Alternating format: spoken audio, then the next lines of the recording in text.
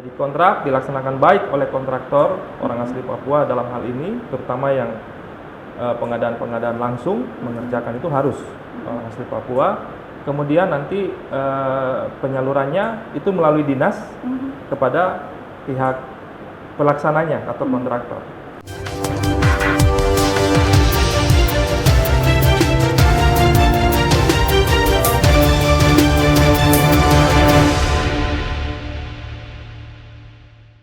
Nah, kalau untuk specific grain tidak. Specific grain ini kita pendekatannya dua. Dulu Otsus itu pelaksananya itu adalah dana itu melalui petugas, lalu dia produksi pelayanan. Jadi contohnya masyarakat asli Papua di Kampung Aurina, dia membutuhkan pelayanan kesehatan. Siapa yang bisa memberikan? Berarti petugas.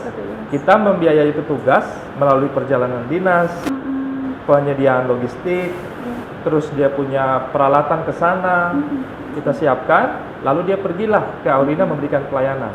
Tetapi tahun 2003 tidak hanya itu saja.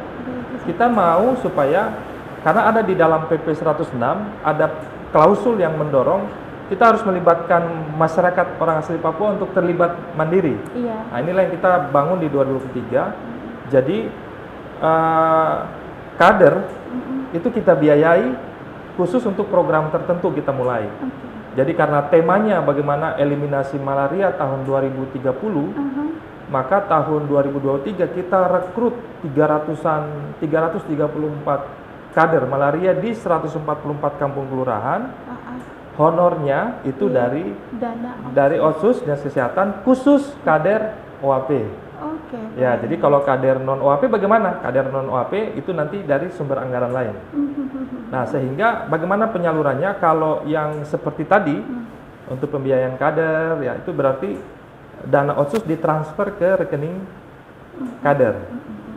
Kalau ke petugas, dana tersebut ditransfer ke rekening petugas atas kinerja yang mereka lakukan di masyarakat. Ya, berarti, jadi penyalurannya seperti itu.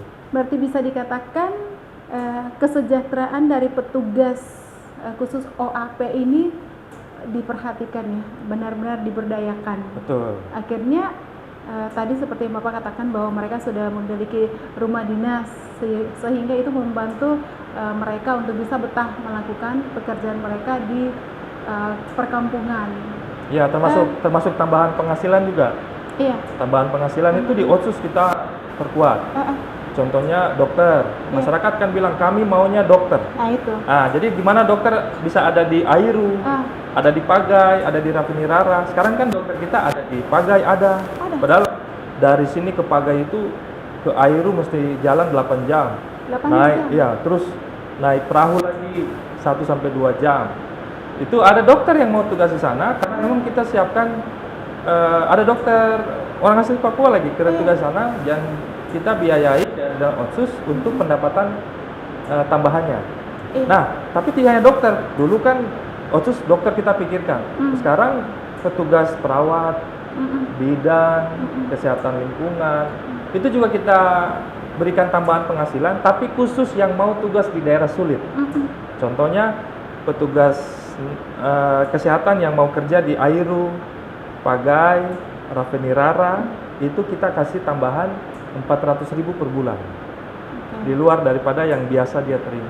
Iya, Pak, dari 18 miliar ini apakah itu diperuntukkan untuk rumah sehat dengan bagaimana mengentaskan malaria? Apakah untuk masalah stunting sendiri gimana? Ya, kalau untuk Otsus 2003 tadi sarana prasarana, rumah petugas, sarana pustu ya, kayak 2020 sarana pustu di kampung. Tetapi kalau lebih besarnya ke kualitas. Nah, situ tadi bukan hanya malaria, tapi contohnya hipertensi, orang dengan gangguan jiwa, itu kita tinggi sekali. Nah, itu kita biayai dari dana Otsus. Karena banyak penderita ini adalah orang asli kita, orang asli Papua. Itu kenapa ya bisa terjadi seperti itu, Pak? Fenomena ini terus lagi kita coba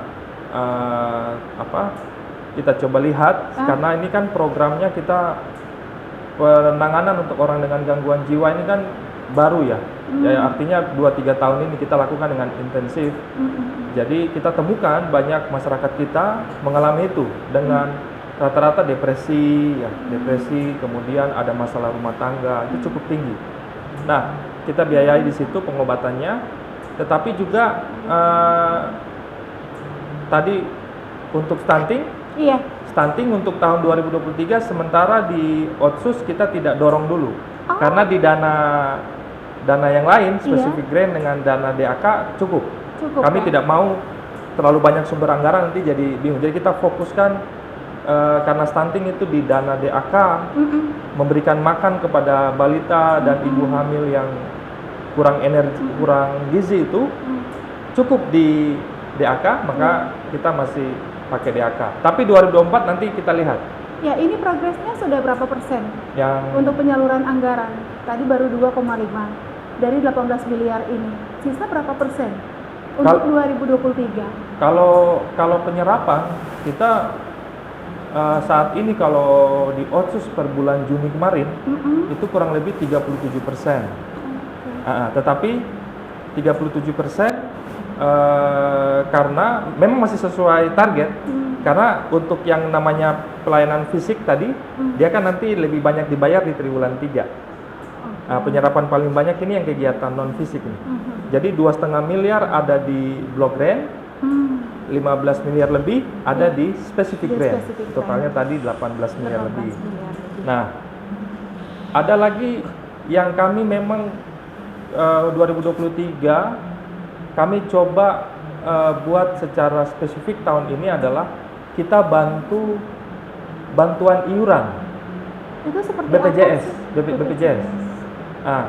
Kan kami lihat, ya kita lihat saja 2023 kan di rumah sakit itu orang sering bergumul dirawat, orang asli Papua kita ya dirawat atau secara umum juga, terus dia pulang ditahan karena nggak bisa bayar, atau dia tidak punya asuransi. Nah, padahal pemerintah pusat juga sudah sediakan pembayaran. Tapi kami punya 2-5% yang kami pahami, itu masyarakat kita belum punya kartu penduduk. Kartu penduduk ini seperti apa kartu penduduk? KTP. Penduduk OHP kita kan bisa kami prediksi itu 2-5% belum punya. Nah, kalau dia belum punya, terus dia sakit, dia berobat ke rumah sakit, pasti dia harus bayar. Karena dia tidak punya tanda penduduk dan dia tidak punya asuransi. Nah, oleh karena itu kita coba dari awal, kita siapkan dana Otsus kurang lebih 1,4 miliar. Itu kita coba di tahun ini ya. Itu jadi kalau orang asli Papua yang tidak punya kartu tadi KTP, tidak aktif ya semua, dia datanglah ke rumah sakit karena dirujuk ataupun di mana. Nanti di rumah sakit itu ada Pokja, Capil. Nanti mereka akan tangkap. Oh, ini orang tidak mampu. Ini ada OAP tidak punya KTP dan kemungkinan situasinya petugas kesehatan di situ bilang, wah ini kayaknya tidak mampu nih. Sulit begitu ya, akan membiayai. Langsung dibuat KTP di situ. Kemudian dikirim datanya ke sosial, dapat surat keterangan tidak mampu. Dikirim datanya surat keterangan tidak mampu dan KTP yang jadi itu dikirim ke BPJS, dibayarlah iurannya oleh pemerintah dari dana tadi.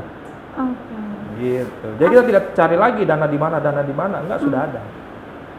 Kurang lebih 14.200 sekian orang.